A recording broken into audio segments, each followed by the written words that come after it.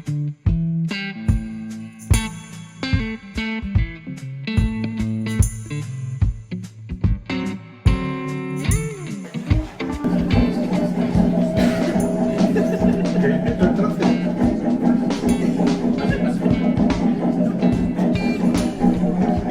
a hacer una rapidísima presentación porque el currículum de Antonio es demasiado extenso como para detenerse en él. Diré lo primero que yo conozco a Antonio desde que éramos muy jovencitos, los dos, porque mientras que yo me dedicaba de muy joven a la ufología en Santander, Antonio era ya un parapsicólogo experimentado. En Madrid había estado en relación con la Universidad Complutense en parapsicología, pero además es que quizás a los más veteranos aquí les suene el padre González Quevedo, padre jesuita, que aparecía a principios de los años 70 en televisión haciendo demostraciones de los fraudes, por ejemplo, que hacían los cirujanos psíquicos filipinos. Yo eso me acuerdo perfectamente de aquello. Bueno, pues Antonio es sobrino de González Quevedo, aprendió de esa buena escuela. González Quevedo trabajaba y vivía en Brasil. Antonio estuvo allí aprendiendo en Brasil. Bueno, Antonio es no solamente un especialista de la parapsicología y de todos estos temas, sino que además ha sido un especialista en comunicación. A lo mejor ustedes le conocen de sus intervenciones en televisión hace años como viejo profesor en algunos programas, ¿no? Y hoy nos va a hacer una charla que es pionera aquí en Cantabria en este sentido, ¿no? Gracias, Nacho. Gracias, Nacho. Estos sufíes que decía, ¿saben ustedes a qué hemos venido aquí? Y decía unos, no sabemos. Entonces, ¿a qué han venido? A la semana siguiente volvió a juntar a la gente y dijo, ¿saben a qué vamos a tratar aquí? Sí, eso saben para qué vienen. Joder, el tío este. Y la siguiente semana, ¿saben a qué han venido? Y ya estaban avisados, la mitad dijo, sí, nosotros sí. No, nosotros no sabemos. Y bueno, pues que los que lo saben, que se lo cuenten a los que no lo saben. El tema es complejo. Esta charla va a ser como si fuera una vacuna. Una vacuna ante la superstición. Una vacuna ante el miedo hacia el más allá, a las brujas, a los aquelarres, a los demonios, a las posesiones demoníacas. Si nos vamos al Paleolítico, y ustedes me acompañan y nos intentamos imaginar que alguno de aquellos analfabestias hace 700, 800.000 años que vivían en cavernas. Ustedes imaginan esa situación luchando contra la adversidad, contra lo cotidiano, contra un entorno amenazador y hostil. Pónganse en esa imagen. Un entorno que no saben el límite. No sabe, aquí ahora tenemos mapas, incluso mapas terrestres. Ustedes pónganse en esa imagen de ese hombre, con ese mundo que no sabe qué límite tiene, rodeado de hostilidad. La enfermedad, la muerte, el frío, el hambre. Entonces ahí se empieza a conectar con lo malo, con lo bueno y con lo malo. La conciencia se pliega sobre sí misma, temerosa ante un mundo hostil y amenazante. En este caso no son los dientes de sable, son la economía, los virus que nos mantienen, que nos encierran en casa, las posibles guerras atómicas y la falta, inestabilidad en el trabajo. Fíjense, la conciencia se repliega. Italia es nuestra prima. 60 millones de habitantes. ¿Ustedes saben que hay 500.000 italianos que todos los años entran en conexión con los exorcismos? Ustedes se ponen a pensar en el número de personas que hoy en día se utilizan a utilizar amuletos y fórmulas de encantamiento, esa conciencia mágica de la que hablaba, para actuar en el mundo que nos rodea. Así que, como decía León Felipe ante un libro de Walt Whitman que él prorrogaba, ¿es inoportuna esta canción? ¿Es inoportuno que hoy les hable de las brujas, y de la conciencia mágica y de los demonios, verán ustedes que si yo tenía razón al comienzo, estarán muy satisfechos si al final de esta charla ustedes salen vacunados, porque esta enfermedad que cada día se extiende más y más de la sinrazón está llevada a producir trastornos psicosociales importantes en amplios conjuntos humanos. Cuando surge la necesidad, la conciencia se repliega y acude a sus encantamientos. En la antigüedad, ¿qué pasaba con los caldeos asirio-babilónicos, por ejemplo? Que todos se lo dedicaban a la magia. Si ustedes, no sé, tenemos cantidad. El Código de Hammurabi, por ejemplo, en su ley 2 avisa contra la magia, contra aquellos que efectúan la magia y que serán castigados por ello, ¿no? En el poema de Gilgamesh, el primer libro escrito, escritura cuneiforme, Enkidu se convierte humano por la magia de una hieródula, de una sacerdotisa, ¿no? Inanna, la diosa Inanna, baja a los infiernos y allí en el inframundo entra en contacto con los demonios. Estamos hablando de la primera civilización que conocemos. Podríamos detenernos a ver la cantidad de actos mágicos que producían esas sociedades. Egipto, que es la patria de la magia, el dios Tot, Hermes Trismegisto, ¿no? Todo tiene que ver con la magia. Lo que hoy llamamos enfermedades, ellos no es que fueran tontos, que no lo eran, pero asociaban que la raíz era un mal de ojo, un hechizo. Ya en aquella época eran temerosos a los hechizos y males de ojo. Es que encima hay unos cuantos individuos e individuas que se llegan a conectar con él, a hacer pactos con el demonio, con el diablo. Son las brujas. Ahí están, ahí aparecen ya. Ya aparecen en el medievo. En el medievo, bueno, ha habido brujas en todas partes. Lucano, por ejemplo, en la Farsalia nos describe perfectamente el motivo de las brujas. ¿Quién también nos habla de brujas? Virgilio, en la Eneida. Es decir, tenemos muchos casos de brujas, ¿no?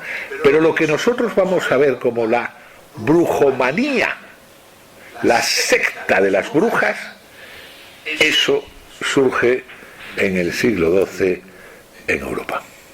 El Lucio III lanza una bula para montar una nueva cruzada contra los cátaros. No sé si ustedes han hablar de los cátaros, también llamados los albigenses, también llamados los hombres buenos, que vivían en la zona de Carcassonne y de Toulouse. Y allí hay si ustedes van, es un sitio muy agradable, pues es la zona del otro lado de los Pirineos.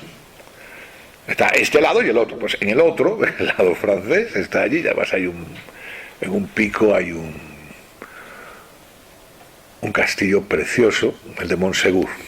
Bueno, pues los cátaros, los albigenses, los hombres buenos, no se les ocurre otra cosa que decir que del demonio es la riqueza y que de Dios es la pobreza. Que hay que ser pobres.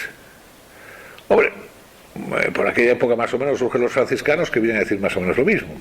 Pero es que los cátaros tenían más carácter. No solamente lo dicen, sino que lo imponen. Y van y cogen al obispo, le dicen usted, y lo obligan, y se lo cargan. Y a los curas, y a la iglesia. Y eso, claro, con la iglesia hemos topado, amigo Sancho, se acabó. Así que el Papa dice, venga, vamos a lanzarles una bula, y les vamos a lanzar la bula ad abulendam, a por ellos. Y van a por ellos, y la bula da pie a que Santo Domingo de Guzmán sea el primer individuo que vamos a después encontrar en la base del Santo Oficio, de la Inquisición. Van a morir más de 200 personas quemadas. ¿Por qué? Y aquí surge el tema. Porque estos individuos son herejes. La herejía es lo que se va a intentar condenar. Hereje es todo aquel que dentro de la misma doctrina expresa ideas divergentes. Surge contra los cristianos nuevos, los que habiendo sido moriscos o habiendo sido judíos se hacen cristianos, y ahí sí, ahí ya puedo ir a por ti. El primer inquisidor potente general de Castilla y de León, porque al principio Castilla y León y Aragón. Al principio Aragón no quería, pero después sí. El inquisidor global se llamaba, y seguro que a ustedes les suena, Torquemada. Ahí nos llega este personaje, el inquisidor general. En 1610, en la jurisdicción de Logroño,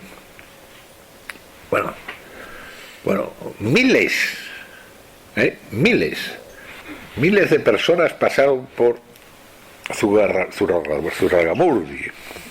La Inquisición, las acusaciones eran privadas, no se hacían públicas, ni siquiera al que era acusado se le informaba de qué delito se le acusaba ni quién le había acusado. O sea que estabas muerto, tío. ¡Confiesa! Que había algunos, y lo he leído en los... ¿De qué quiere que confiese? Pues claro, te venían con las rebajas y te ponían que si... Bueno, las torturas no voy a entrar en ellas, eso me parece casquería. Pero eran, ya os las imagináis. Y el alcalde decía, yo confieso lo que haya que confesar, yo maté a Manoleta y si hace falta. O sea, ¿qué pasó? Yo era de los judíos. ¿Qué hay que decir? No. Eso es contumaz. Dinos qué has hecho. Joder, ¿he matado a una vieja? ¡Ah, te ríes! ¡Ah, por ahí! ¿He matado niños? ¡Ah! Entonces no sabías de qué. Incluso te podían acusar de que en un momento determinado habías hecho el mal de ojo hacia el ganado de otro. Ya decimos, y recordamos en la introducción, que todos los males son responsables de algo o alguien. Y en eso no cambió la época de los analfabestias y las épocas antiguas con la época que estamos hablando y con la actual, no ha cambiado. ¿Quién ha sido? Ha sido la bruja. ¿Y quién es la bruja? Mujer de cierta edad, en muchas ocasiones que tenía conocimiento de las hierbas o medicina natural, vivía sola y no tenía hombre. Eso dicen, no había hombre al lado. Era mujer sola, solita. ¿Pero por qué uno se autoculpa? Pues muy fácil. Pongámonos en la idea. En el siglo XVI o XVII, y después también, gente sin trabajo, sin dinero, sin lugar fijo para vivir, con pobreza, al que todo mira mal, en psicología se llama megalomanía altamente compensatoria. Ah, que no soy nadie. Ah, te has equivocado, muchachuelo. Yo soy la bruja. Yo soy quien hace a ti el mal de ojo. ¿Tú qué te ríes de mí? Yo soy el responsable de tus enfermedades y de tus penurias y de que de pronto se te ha fastidiado la recolección de la patata porque ha venido una niebla. Te la envié yo. Y estás enfermo porque te la envié. Y claro, entonces esa pobre desgraciada, ignorante y desechada y separada de todos, pasa a ser el personaje central de la película. En el pueblo todo el mundo va a hablar de ella. La Joaquí es bruja. Y la Joaquí está encantada. Pues en el año 1610 tenemos el famoso proceso de Logroño. 5.000 sospechosos, 2.000 acusados de brujería de la zona de Zugarramurdi y del Baztán y allí por el norte del País Vasco. El inquisidor más famoso de todos, Salazar, un individuo de 40 años que llega, empieza a preguntar a las brujas, dice, no, esto no es verdad, esto se lo ha imaginado usted. A ver, pruebas. Y claro, empezaron a caer todas las pruebas. Resulta que no volaban. Se suponía que vuelan las brujas. Yo iba al Sabbat, a la Aquelarre, y me iba hacia allá con la escoba. Y ¿cuándo? El sábado. Y me empezaron a investigar. Y no se había movido de casa, no había ido. Mentirosa, que eso es mentirosa. Porque las brujas eran brujas. Pocos brujos había, ¿eh?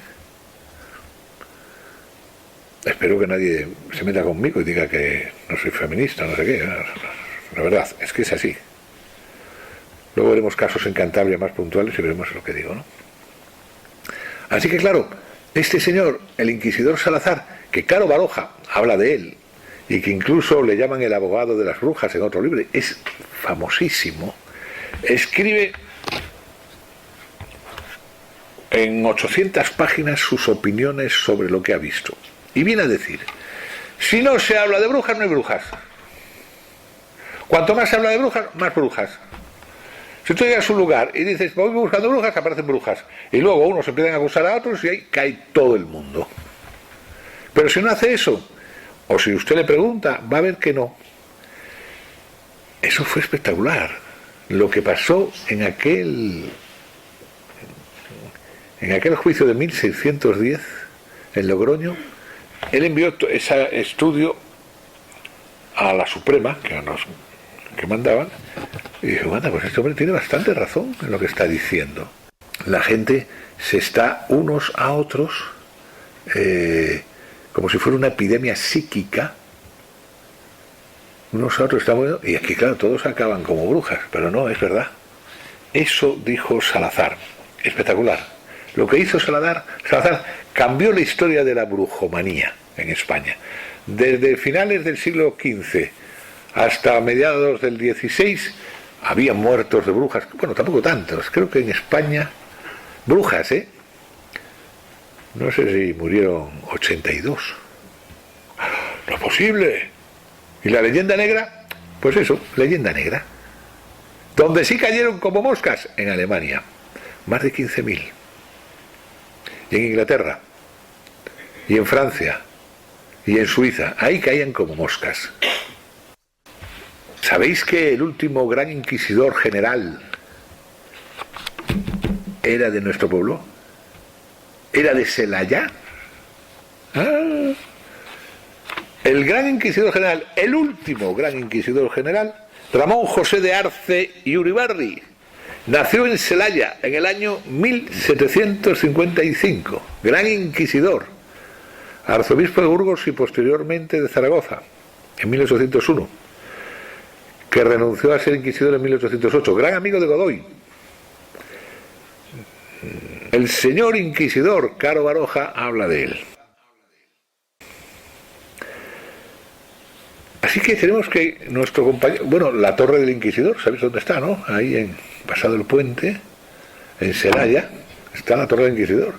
Era de aquí, y no hubo un solo muerto quemado en la Inquisición mientras él era gran inquisidor. Dimite en 1808 y ahí acaba la Inquisición. Bueno, hay discusiones porque luego, porque había, no sé si os acordáis el lío con los franceses, ¿no? Y eso de la guerra de independencia, que en 1808, por cierto, cuando él dimite. Él era muy amigo de Godoy, que era el valido de Carlos IV. Carlos IV, con su hijo, que ahí hay un problema, que si vienen los franceses, que si nosotros le dedicamos a eso de la guerra de independencia, que si el 2 de mayo, hace poco se ha festejado, y nos levantamos, Goya lo inmortaliza en el famoso cuadro del 3 de mayo, los fusilamientos del 3 de mayo. Y bueno, luego la famosa batalla de Bailén, el general Castaños, la primera derrota de Napoleón, y luego las Cortes de Cádiz. Entonces, ahí hay como líos, porque claro, este hombre, el gran inquisidor, nuestro colega, el de nuestro pueblo, Ramón José de Arce, por cierto, sabéis que es antepasado de Luis, ¿no? El del Español. Así que si le vais por el Español a tomar, oye Luis, que hablamos el otro día de tu antepasado, cuéntanos algo. Que era amigo de Goya, por cierto, y hay un cuadro de Goya. Incluso hay, en el Español, si os fijáis, hay un cuadro, una hoja de periódico, en la que aparece el cuadro de Goya y una foto de Luis. Y parece la reencarnación. Dice Luis, ¿cómo te pareces a tu lo que fuera? Tu bisabuelo, tu tatarabuelo, lo que fuera. El pobre contento, porque además fue bueno, era un poco casquivano, ¿no? Pero yo no lo he dicho. Le gustaba el cachondeo. Era un arzobispo un poco peculiar, ¿no? Se iba con Godoy de juerga y la marquesa le quería mucho y él a la marquesa. Y luego... Bueno, Era una España un poco convulsa, que si la guerra de independencia, que si franceses para aquí, franceses para allá, que luego de hecho lo que le pasa a este buen hombre, que se tiene que exiliar a París con su amigo Godoy a seguir las fuerzas allí. También se exilió porque era amigo del Goya, de algo que tiene un cuadro del inquisidor Goya. Goya se fue a Burdeos, como sabéis, ¿no? ¿Y qué pasó en Cantabria? Bueno, aquí en Cantabria tenemos una mitología maravillosa. Vamos a ver, ¿qué podemos decir sobre...? Por ejemplo, tenemos a Manuel Llano, a García Lomas, a Pereda, que nos hablan de estas cosas, ¿no? Por ejemplo, Manuel Llano, que es uno grande, muy grande. García Lomas también, pero aprende de él. Manuel Llano nos habla de las brujas, pero también de las anjanas malas, que eran las brujas también. O sea que en nuestra mitología están las anjanas malas. José María Pereda, en su obra La Bruja, que es una obra que si leéis es un poco ñoña, pero muy bien descrito lo que es la bruja. Si lo tenéis por ahí y podéis leerlo, adelante. Cómo era la bruja, cómo era mirada por sus contemporáneos, un poco ñoña, pero está bien, porque él era moñas, o sea, un poco así, ¿no? Pero quitando ese detalle de Pereda, está muy bien explicado lo que es la bruja. Luego, a nivel mitológico, tenemos las anjanas malas, que no se nos preocupe, que son brujas también, y también tenemos la bruja, o sea, específicamente la bruja. Tanto Manuel Llano como García Lomas nos hablan de la bruja, y además tenemos bastante que decir al respecto, ¿no? García Lomas dice que contra el bilongo, ¿sabéis lo que es el bilongo? Es una frase, que es una palabra cántabra, ahora os examino yo, Contra el bilongo, el mal de ojo. Él dice, ¿qué hay que hacer? Contra el bilongo, la marina o el dedín, las famosas figas, ¿no? Para evitar el bilongo. El ungüento de brujas es jugo de estramonio, mandrágora y belladona. Y te dicen introducir directamente en la vagina. O sea, que la bruja se cogía unos colocones, entraba en dinámica que volaba, se convertía en búho y lo que hiciera falta. Para que haya brujas también se necesita un contexto sociológico. La creencia popular en brujas hace que tú puedas llegar a ser bruja. Si no existe la creencia en las brujas, tú no vas a ser bruja. Por ejemplo, en Brasil, este mismo tipo de cosas se hacen, pero como no existe la creencia en las brujas, sino en los espíritus de los muertos, tú eres poseída por un orixá, por ejemplo. Porque ese apartado sociológico está en la base de que después tú psicológicamente te apoyes, y si encima tienes el ungüento de brujas, te pegas unos colocones impresionantes. Manuel Llano me encanta, cuando habla de las brujas negras vestidas de blanco, dice: bruja brujona de la buena suerte, haz que la moza me tenga un cariño muy fuerte. Si esto lo dices 40 veces, a los 7 días justos, y quemas una rama seca de laurel debajo de un nogal de los más delgados, la novia que buscas o el hombre que buscas cae rendido a tus pies. Otra de estas buenas de Manuel Llano: brujas negras vestidas de blanco que se aparecen en los caminos, tienen los ojos colorados y las pestañas del color de la ceniza, vuelan como los milanos y a medianoche bailan en los collaos. Por cierto, aquí en Barrio Palacio, ¿sabéis? En el Valle de Nievas, al lado de Arenas de Cuña, el primer domingo de agosto tenéis el Día de la Mitología, que todo el pueblo se engalana con elementos mitológicos cogidos de Llano, y además tienen el Museo de la Mitología. Así que ya sabéis, el primer domingo de agosto, quien quiera conocer un poco más sobre la mitología cántabra, que vaya a Barrio Palacio, que en su día fue considerado en su año fue considerado el pueblo más bonito de Cantabria. O sea que no estamos hablando de tonterías. En la laguna conocida como La Charca, las brujas de Cantabria iban los sábados a hacer négula. Y era muy gracioso, porque dice aquí: todos los sábados las brujas de Cantabria, tras churrar en las cenizas del lugar, no hace falta que traduzca que es churrar,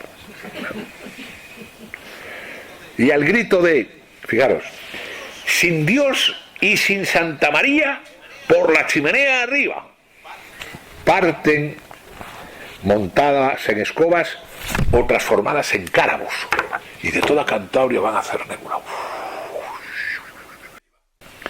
De la cueva de Ongallo salió una bruja con la greña caída y otra brujuca.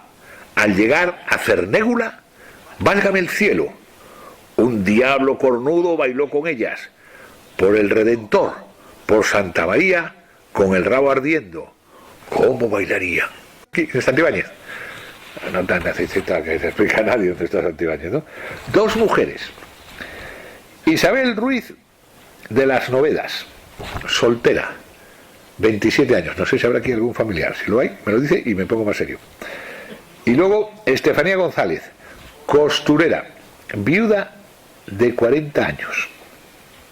Se fueron al padre prior de las Caldas, que era calificador de Santo Oficio, y dijeron, nosotras brujas. Coño. Así que las enviaron a Logroño. Si eran brujas, Logroño era el centro, ¿no? Al cabo de no mucho tiempo, 9 mujeres y un hombre formaban parte, ellas empezaron a acusar, 9 mujeres y un hombre formaron aquella célula de brujas de Santibáñez. ¿Pero acabó ahí todo? No, señora.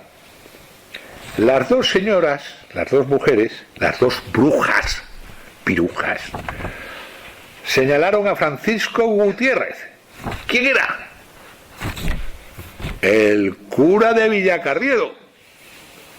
Dijeron, él nos ha violado, él nos ha hecho brujas, él nos niega la confesión, él es el responsable. Vamos a Logroño. ¿Y qué ocurrió? Que murieron al poco de decirlo. Entonces no había ya fundamento para el alegato, así que soltaron a las 9 personas, en este caso 7, porque 2 habían muerto, que eran estas. ¿Y al cura? No, al cura no le soltaron, no debían tener ganas, porque al cura le cogieron, le metieron 4 años a la cárcel, pero que tuvo que ir a la cárcel de un convento. Pero los 2 primeros años a Paniagua. Vamos a ver, el exorcismo. Sabemos lo que es el exorcismo, ¿no? Que de pronto hay, por cierto, no sé si sabéis, que desde hace pocos años el Papa Francisco ha dicho que una escuela de exorcismos en el Vaticano. Y hay seminarios para exorcistas. En el último asistieron 800. Para hacer exorcistas. ¿Y quién está poseído por el demonio? ¿Qué dice el ritual romano? Señales de posesión demoníaca. 1. Hablar en lenguas extranjeras. 2. Tener conocimiento de cosas distantes u ocultas. 3. Poseer mayor fuerza que la debida a la edad o a las costumbres. Yo aquí tengo varios casos de posesión demoníaca que quería contarles, que yo he vivido en Brasil, por ejemplo, el caso de un joven de 14 años con una posesión demoníaca, o este caso que me he traído. Una vez me llamaron a la televisión, al programa de María Teresa Campos, porque tenían un caso de posesión demoníaca que presentaba el arzobispo Domingo, algo así que se llamaba, que era africano, y estuve tratando a la persona que tenía posesión demoníaca, y este es el cuaderno que ella escribió contando sus experiencias. Esto es muy importante, además es un documento único, ¿no? Hoy voy a escribir lo que he hecho en el día de hoy. He ofendido al Señor, pero no he sido yo, sino ese otro animal que hay dentro de mí y que Dios Padre no quiere quitar, con el daño que me está causando a mí y a mis niñas y a mi marido y a todas mis hermanas en general. Todo un cuaderno de comentarios, esto es, no lo vendí, de posesión demoníaca, ¿no? No sé si habréis visto alguna, yo las he visto y las he tratado. Yo trabajaba en Brasil y estudiaba en el Centro Latinoamericano para Psicología de Sao Paulo, como ha dicho bien Nacho. Teníamos clínica psicológica y psiquiátrica y éramos un equipo multidisciplinar de filósofos, teólogos, psicólogos, y teníamos 3 cátedras universitarias de parapsicología. Es decir, que vamos a hablar en serio de estos temas.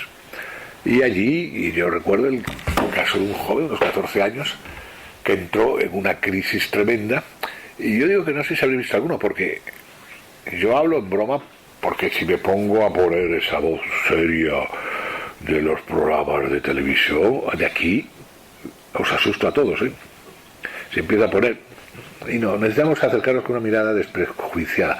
Pero aquí ahora mismo, por ejemplo, un chaval de 14 años, imaginároslo, que empieza a echar el fumo por la boca y le cambia la voz, y ese chaval que habla de una manera ahora habla así, no sé cuántos, y habla en idioma raro, o en latín, o en arameo, o en un idioma extranjero que él no conoce. O sea, te digo, nos asustamos rapidito, ¿eh? No tardamos 2 minutos. Y empieza a echar el fuego por la boca, a contornearse, a moverse, a caerse al suelo, y de pronto empieza a hacer así, y empieza a sonar en la librería donde estábamos, ¡plá, plá, plá! Y los libros ¡bum! Al suelo, y las mesas que se mueven, ¡buah! No te digo yo, la de miedo que pasas.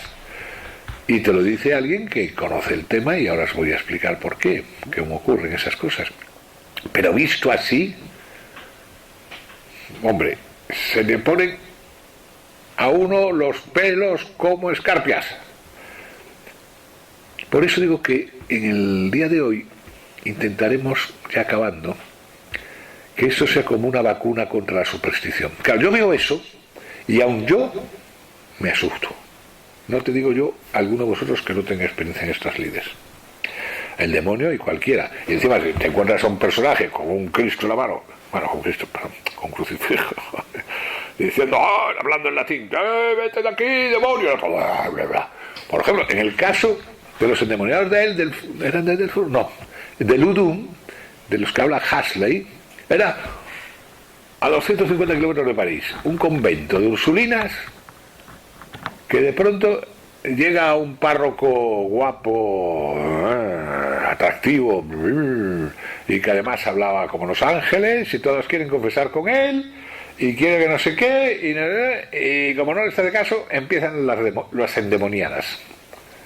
Y empieza primero una, después otra, y todo el convento endemoniado. Y era espectacular. Aldous Huxley habla de ello, las endemoniadas de Ludum, podéis mirarlo, que es de Fabio. Yo lo hago más resumido y le quito ese aspecto escatológico que no me gusta. Pero bueno, se montó un cirio de los buenos, ¿eh? Tanto es así que al pobre párroco, el guapetón lo quemaron por responsable, porque le acusaron, él ha sido el que nos ha traído aquí, no sé qué, un pacto con el demonio que tiene, y todas poseídas. Nada, que no había forma, que llegaban y no las quitaban el ser poseídas. ¿Sabes lo que pasó? Que las dejaron en paz. Y una de estas, hacía caso, al poco rato dejaron de estar poseídas. ¡Hala! O como el cementerio de San Medardo en París, que había un cementerio en el que estaba la reliquia de San Medardo, que empezó a haber casos y casos de curaciones, hechizos, no sé cuántos. Empezaron las posesiones demoníacas, el cementerio de San Medardo, también lo podéis consultar.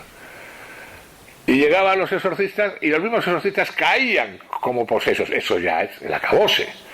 O sea, usted viene aquí, haga su trabajo, leche. No, también cae el exorcista, él y hasta el apuntador. Ahí caía todo el mundo. Aquellos demonios de San Medardo debían ser la puñeta. No, se me ha olvidado decir que en el caso de las Ursulinas, la Madre Superiora, le quitaron algún demonio, pero es que tenía 7. Primero uno, después otro. El exorcista dice, yo venía aquí, oye, me das el doble o me largo. O sea, 7 demonios, uno vale, pero 7.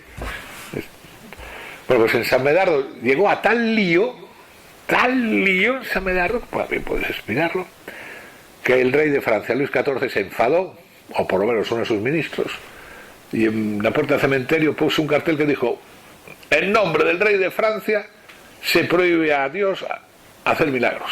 A tomar por saco. Ya no, estaba prohibido, y desapareció el tema de los exorcismos. Anda, qué gracioso. O sea que desaparecen si no les hacen caso. Claro, la conexión con lo de las brujas es como muy evidente, ¿no?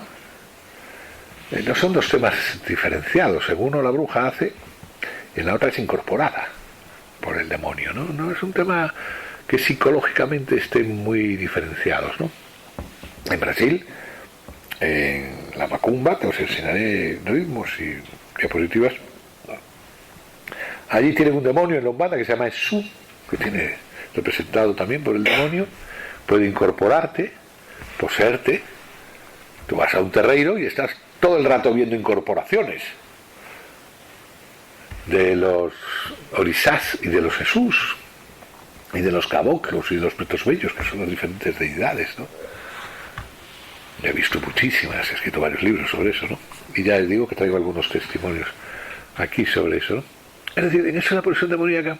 Claro está, yo creo que no se puede responder claramente cuál es la explicación de la posesión demoníaca si no tenemos en cuenta la parapsicología. Y no te hablo la parapsicología de un chiquirimitri, no, te hablo de la parapsicología universitaria que estudia esta temática y que te da explicación a fenómenos que si no, no sabríamos explicar. Está bien, el contexto sociológico es fundamental. El aspecto psicológico, lo que yo decía de la megalomanía altamente compensadora, es importante. Pero ¿cómo leche justifico yo que se muevan objetos?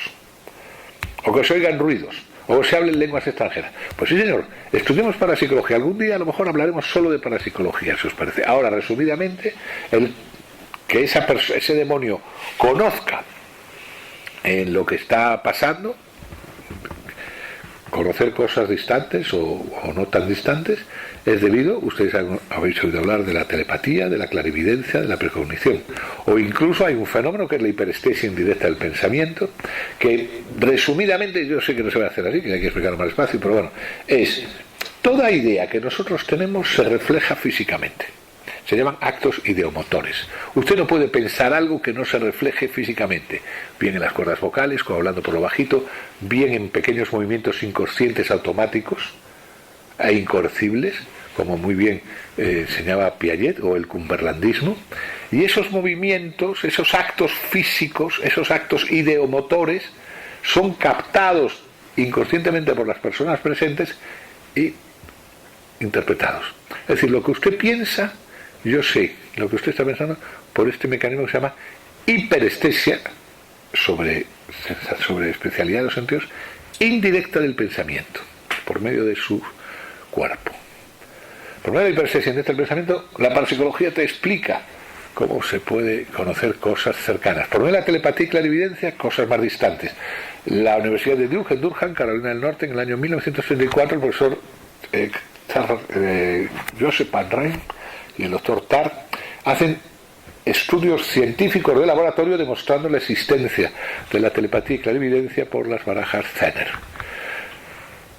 En Rusia, el lugar donde estuve también, el profesor Naumov logra explicar con una dotada llamada Nina Kulagina el movimiento de objetos. Charles Richet, premio Nobel de Fisiología, en 1905, este hombre es capaz de explicarnos cómo se llama una energía que puede ser emitida, llamada telergia, por el ser humano vivo.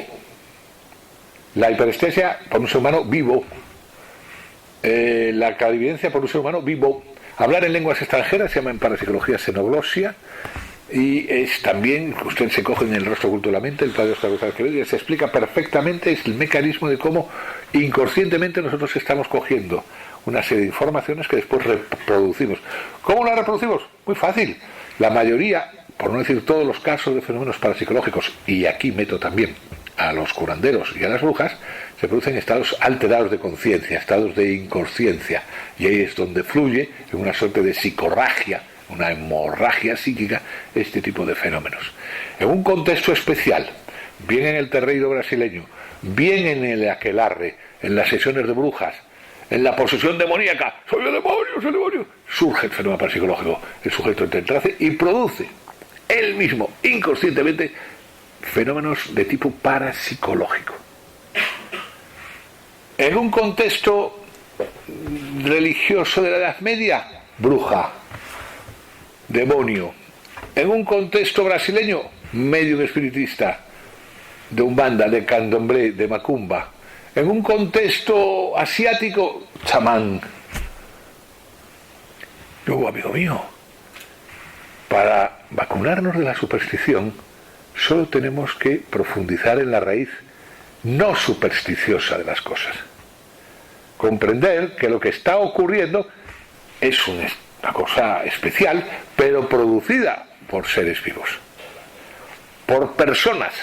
Yo, así de casos, desde que tenía 17 años en la Universidad Autónoma, la persona complutense, después en Brasil, etcétera, etcétera, he visto, iba a decir cientos, a lo mejor no son cientos, son cientines, pero he visto muchos casos parapsicológicos.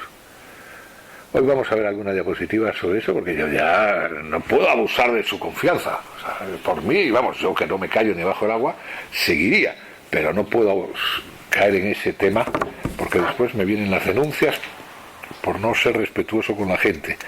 Luego, lo que yo les decía, espero que si cogen como un hilo de discurso lo que les he comentado, no caigan en la forma supersticiosa de explicar el mal, responsabilizando a ondinas, pitones, salamandras, almas de los muertos, demonios, brujas, mediums, umbanda, orisás. No caigan en esa cuestión, sino que se cuenta, reflexionen de que el ser humano tiene unas capacidades extraordinarias, que se pueden poner en marcha por una serie de circunstancias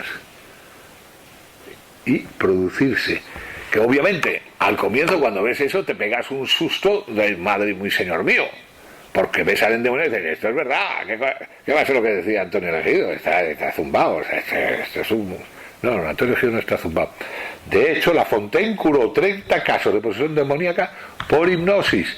Yo he curado varios casos también, ¿no? Bueno, ahí en el centro donde estaba, por relajación neuromuscular. Fíjate, relájese, déjese de ser tan histérico, vamos a hacer una pequeña terapia psicológica, vamos a sumar contenidos, vamos a no sé qué, vayamos tranquilizándonos y verá usted cómo deja de ser un demonio.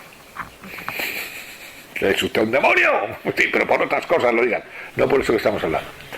Me gustaría que por lo menos hubiera quedado como ese suerte de hilo de discurso en el que, partiendo de lo que yo les avisaba, realmente salgan ustedes hoy de aquí vacunados contra esta superstición. Cada vez hay más supersticiones. El mal de ojo, las brujas, los demonios, estas cosas, cada vez hay más. Si ustedes salen de aquí vacunados, mereció la pena de tiempo que han estado.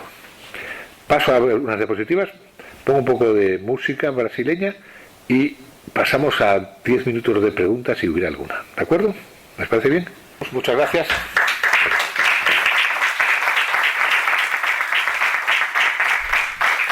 Bueno, esta es un poco hablando de los estados alterados de conciencia. Yo cuando estuve aquí en Santander, en el Centro de Investigaciones Psicológicas y Parapsicológicas, hicimos una investigación de 9 meses con niveles de conciencia en Valdecilla. Bueno, esto ya va a ser, está al revés, pero imagínense, ¿no? Los famosos healers, las curaciones psíquicas de Filipinas, que dicen que con las manos tienen rayos láser. Siguiente. Fenómenos muy interesantes los de parapsicología. Ese se lo nombraba yo, el profesor Joseph Van Rijn de la Universidad de Duke en Durham, Carolina del Norte, que investiga con estadística matemática y demuestra de forma inapelablemente científica la telepatía, la clarividencia y la precognición. Siguiente, por favor. ¿Ven? Estas son las experiencias con cartas Zener, que hay que adivinar unas cartas 5 veces repetidas. Eso es un fenómeno que puse ahí de la famosa cámara Kirlian, porque saben ustedes que estas cosas, eso es lo que yo les decía de la hiperestesia indirecta del pensamiento, ¿no? Una persona tiene una idea, la refleja físicamente, el otro la capta, y etc. Nina Kulagina, la que les hablaba, en Rusia. Bueno, siguiente. Padre Quevedo le gustaba hacer cosas simpáticas. Hombre, esto yo lo tengo en casa. Esto es unas estatuillas que encontramos en el Candomblé Bayano y en Umbanda, o Caboclo y o Pai de Santo. El Caboclo es el indio, el Pai de Santo y Mai María. Pai José y Mai María. Esto es en la imagen de cuando baja un espíritu a un terreiro, un orisá, pues le cambian el vestido y le visten con, en este caso, creo que era Abalayé. Elementos diferentes de tipo mágico. Siguiente. Eso, amuletos, ya saben ustedes. Y esto es Abalayé, la fiesta Abalayé. Esa persona ya ha incorporado al orisá y está bailando. Suenan los atabaques momento determinado, el agarrón, caen las maíz de santo y los pies de santo en trance y son incorporados por los espíritus de los muertos. Aquí tenemos a una Yalorizá, una sacerdotisa de Bahía, muy famosa, una Mai de Santo. La Mai de Santo es la que manda en el terreiro, luego están las fillas de Santo. Este es un terreiro, ven la mezcla, ¿no?, con el catolicismo. Estamos oyendo sesiones de Umbanda y Macumba auténticas. Y aquí investigaciones que hicimos en el Centro de Parapsicología, siguiente, de Estadística Matemática, siguiente. Bueno, este es un caso precioso que estuvimos en Brasil, no Sertão, en el norte. Yosedas,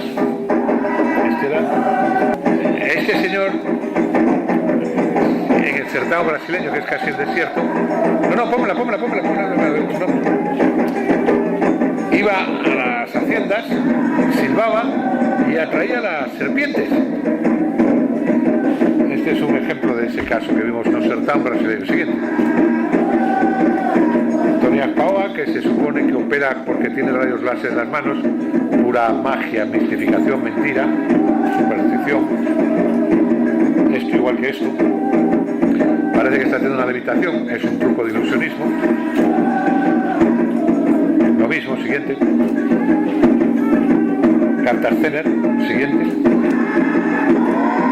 Bueno, Yemanjá, el día 2 de febrero, en Bahía, viene Yemanjá, la diosa de los mares, y allí todos estábamos en la playa. Ahí estaba yo. El vudú, el mal de ojo, nos suena, ¿no? Bueno, deja eso un momento. Yo he dado más de 300 conferencias sobre esta temática, y en todas he dicho, el mal de ojo solo se puede producir si tú crees en él. Si no crees, no funciona. ¿Qué dices? Lo que te digo. En el sitio, en Brasil, Bahía, el corazón negro de Brasil, mira que no habrá ahí, Candomblé. Yo salía y todos mis compañeros de clase hacíamos lo mismo en todas las conferencias que dábamos. Si alguien cree que puede lanzarme el mal de ojo, adelante. Venga, mándame el mal de ojo. Ninguno consiguió nada con ninguno de nosotros, porque nosotros no creemos en eso. Luego, la mejor manera de que no tengan mal de ojo es que no creas en ello, que te rías. Ni vudús ni historias, lo mismo con Pemba. ¿Ves? Aquí son imágenes del Esú, que es esa suerte de demonio del candomblé, ¿no? Vemos una tienda de Umbanda donde venden artilugios y cosas para los terreiros. Aquí el ponto riscado, que es lo primero que se hace cuando se entra en un terreiro. Después vienen los pontos cantados, que es lo que estamos oyendo, y bueno, es muy divertido, porque si os... déjalo ahí, ya lo ponemos más, ese es el último, déjalo y luego lo quitamos. Es muy divertido porque tú te vas a un terreiro. Yo me acuerdo, me ha pasado muchas veces, por una fue divertidísimo, en Sao Paulo, en el norte, en Sao Paulo, al lado de la Vía Ñanguera, en lo alto de Piñeiros, había un terreiro. Yo iba mucho allí porque me pasaba muy bien, oyendo música, viendo cómo entraban en trance y investigando y estudiando. Y me acuerdo una vez que fui, y fue el mejor día de mi vida, claro.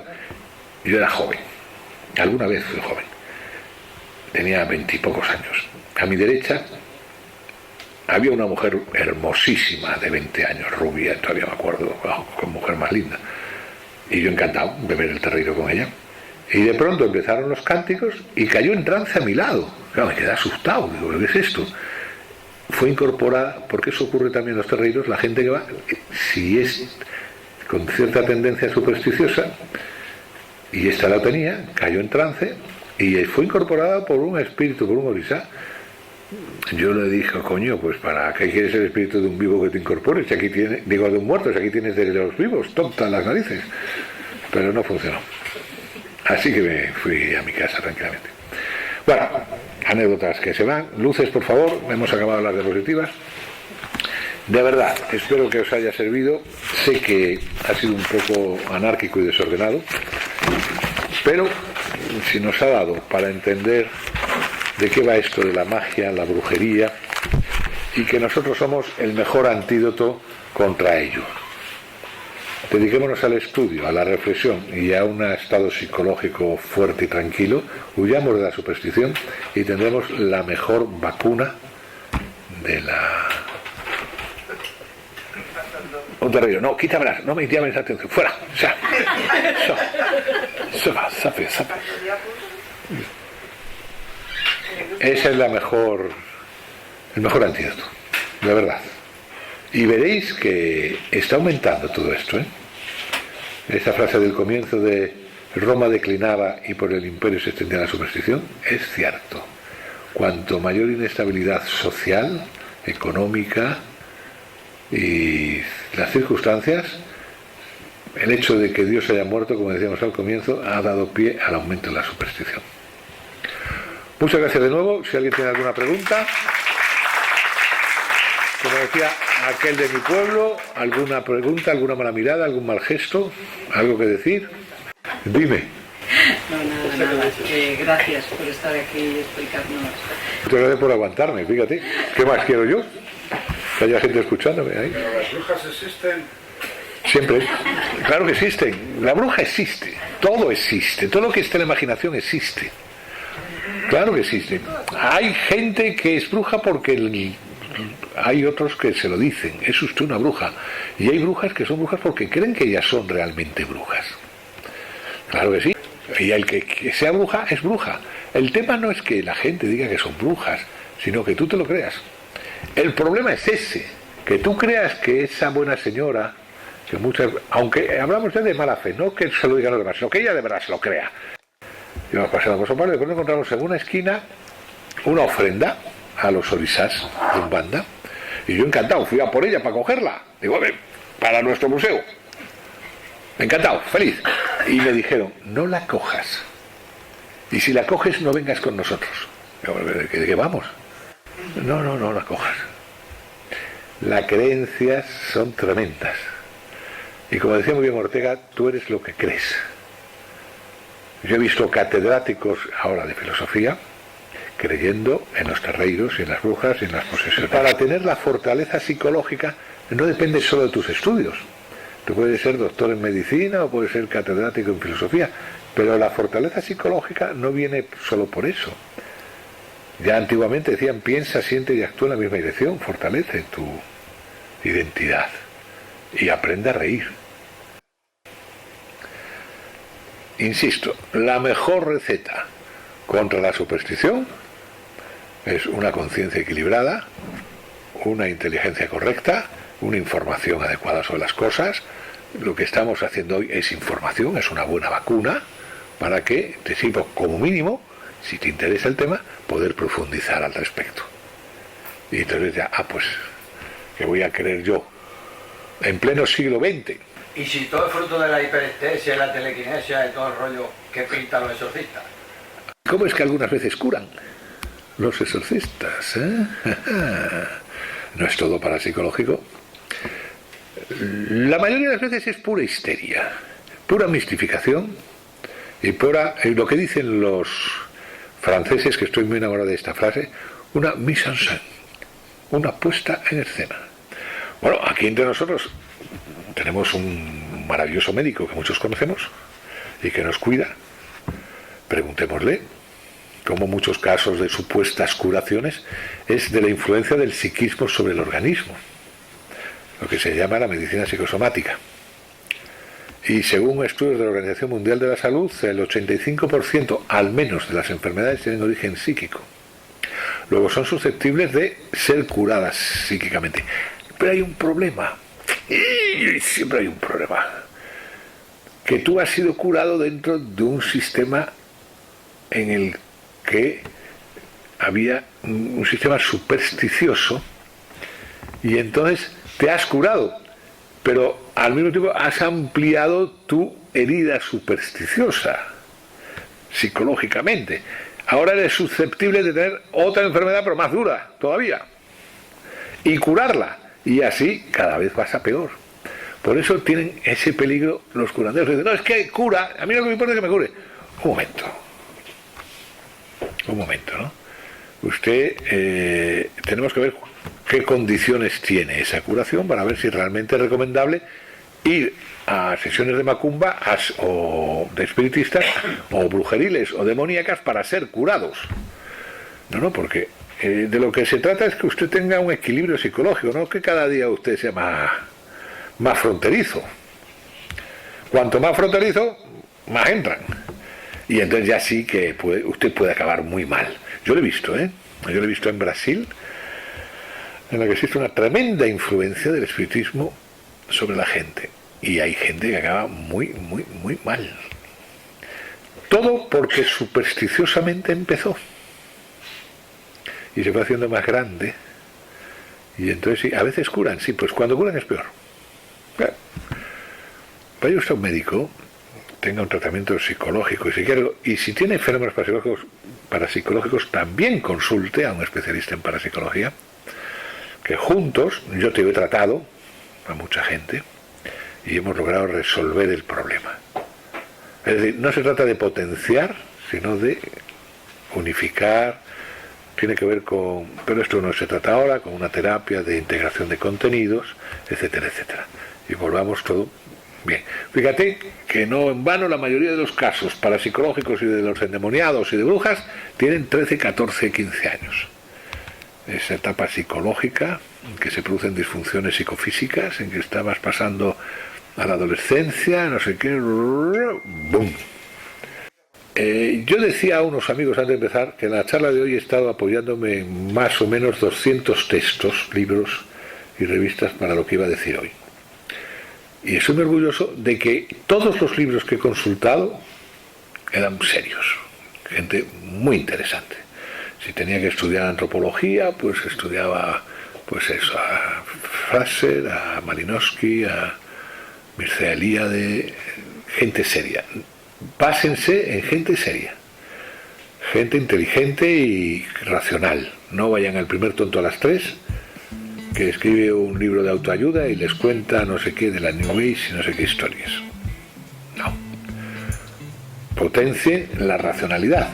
Y claro, como decía Sudé, hay otras cosas en este mundo, pero están en este. Estudiémoslo, hay mucho que estudiar, hay mucho que aprender. Gracias.